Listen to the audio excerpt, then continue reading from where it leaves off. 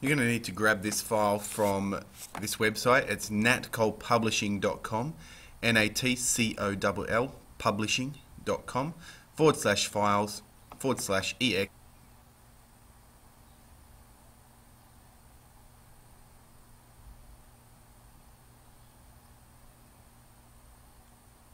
There's nothing wrong with the video.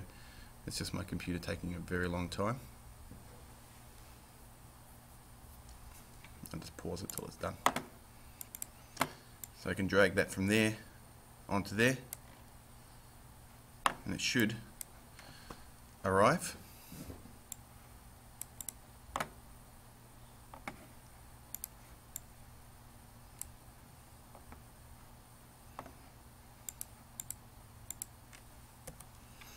If it decides to do that, then what you'll want to do is right click, copy image, go to here, right click, edit, and paste. That'll give you that image there. Then before you do anything else, you're going to want to go object and lock it.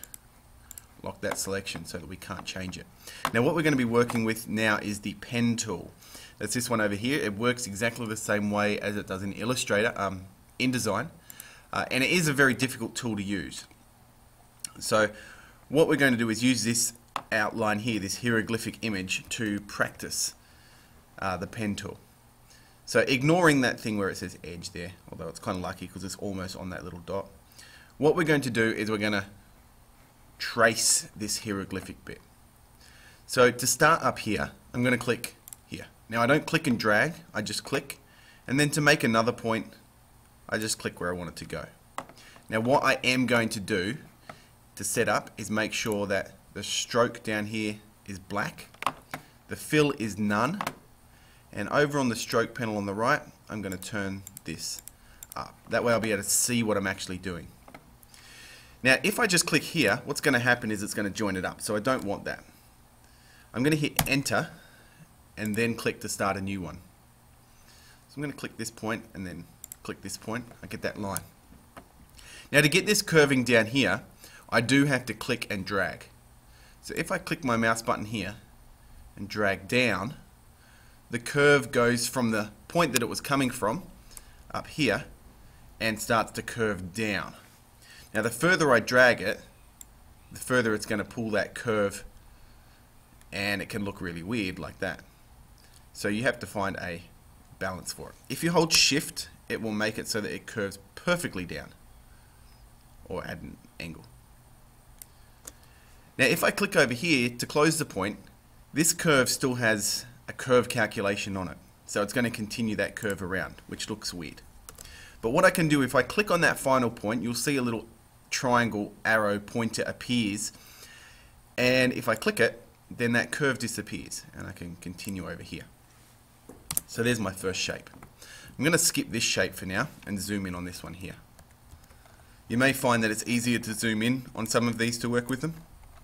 But I'm just going to pick any point to start here. It doesn't really matter which one. And click here to start. Click here, and I'm going to drag up. Now I might just zoom out a little bit on that one. Let's see, I've dragged up too far.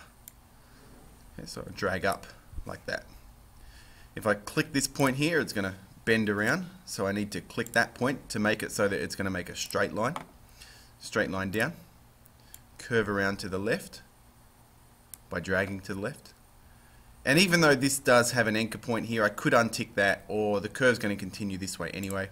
You just click there, curve up, click, click, click, curve to the right, and click, click, click, curve down.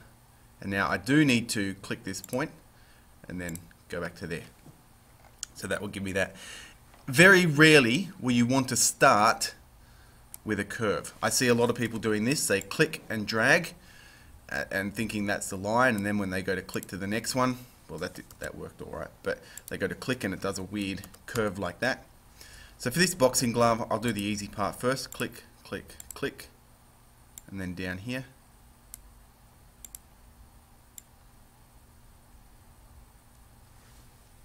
If you know what a tangent is, generally when you curve something, think of where the tangent to that line might be, and that's where you should have those bars.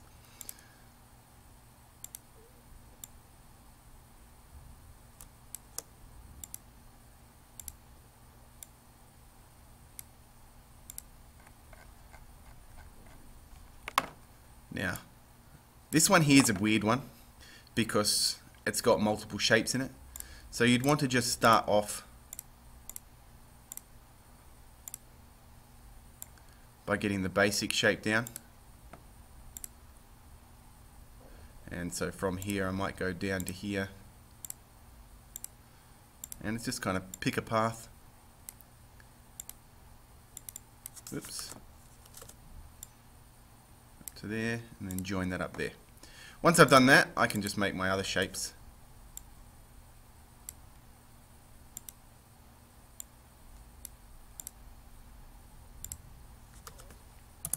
Enter to create a new one.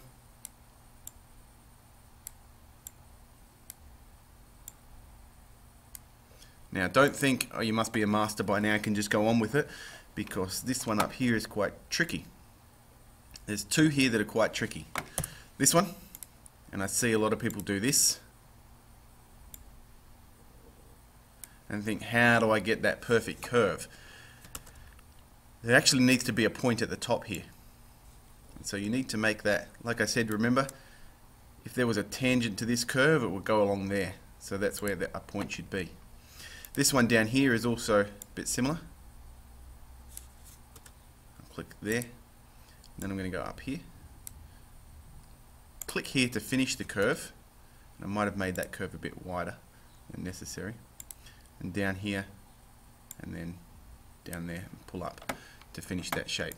Obviously the zigzag's really easy.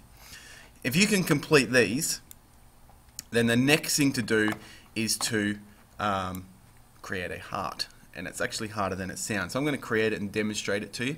So you should have your hieroglyphs and a heart completed after you've done this. So the heart is just draw a circle. But then, if you remember frames from InDesign, well, the direct selection tool works very similar. You can change the individual points. So what you'll want to do here is select that top point, that anchor point there. And you'll see it shows up where the curve instructions for that are. You can actually grab these handles and change the shape of the curve.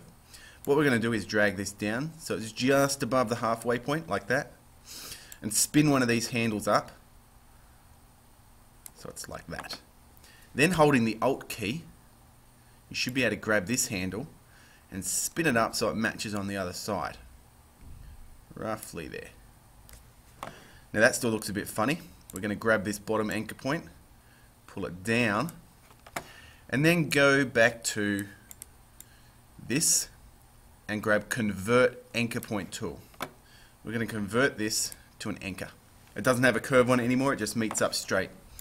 And then you get a perfect heart shape from that. Now a lot of Illustrator is about modifying shapes and using the pen tool to create your own custom shapes.